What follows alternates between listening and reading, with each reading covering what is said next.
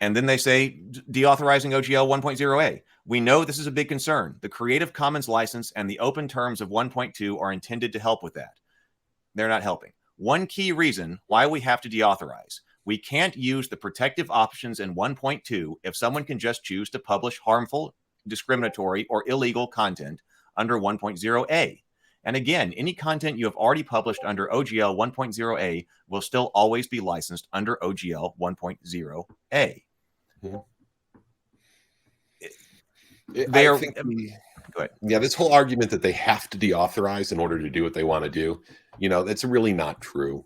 They can do exactly what they want to do with the new content, or even with the current SRD under a new license, offering new benefits to people who use the new license.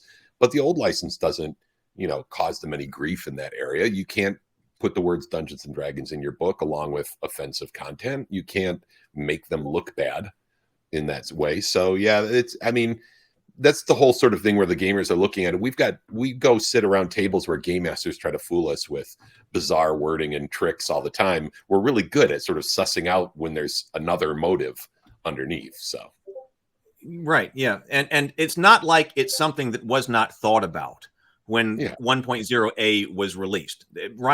Dancy was very clear about that. And because he did say, he thought about that. What are the mechanisms of 1.0a? That's one of the reasons that 1.0a forbids you from using Dungeons and Dragons trademark and product identity and so forth. That's one of the reasons why it's more restrictive than that.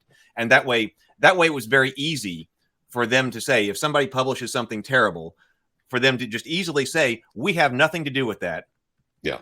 We condemn it, which is the easiest way to go.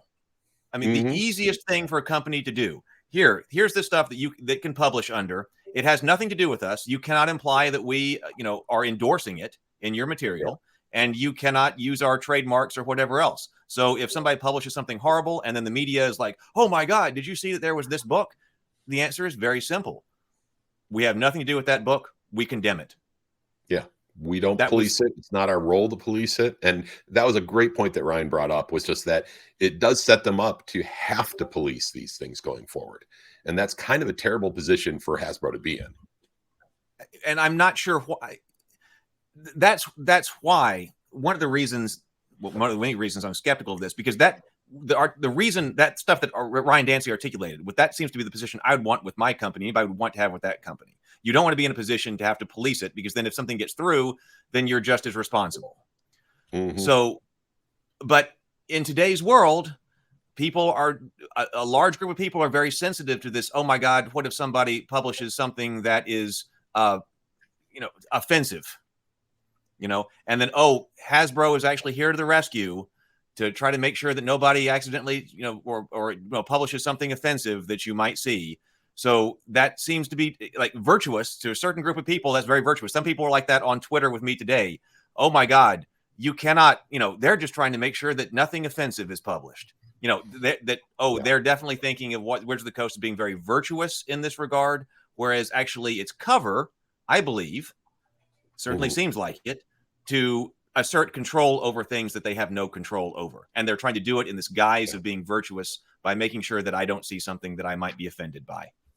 So I think outside of this agreement, Hasbro does have, as a toy company making toys for children, it is in their best interest to not be associated with things that are hateful and horrible. Because let's be honest, there are some hateful, horrible people who go out of their way to make hateful, horrible things. And Dungeons and Dragons, thus owned by WotC, thus owned by Hasbro, they have a duty to their shareholders to ensure that they maintain a certain image. And that image has certain values associated with it. So yes, they do have a need to do that. The problem is that they're using that as an excuse in this case to what is truly not they're doing it for non-virtuous reasons, but it's still a somewhat virtuous act.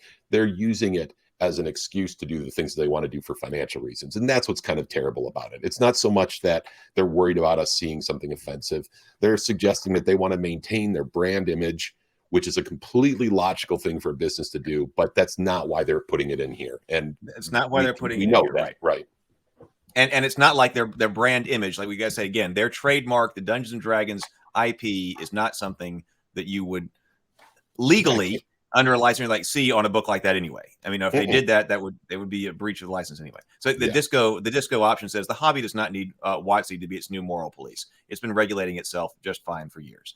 The morality around their own logos and their property is one thing. This is different. Well, see, this is another thing. Like Soda Saint says, we talked about this when we're looking at the leak. Like, I can get going after some that publish legitimately terrible things, but the hateful clause is way too vague. And of course, they're the arbiters. And of course, they have to be the arbiters because it's their license.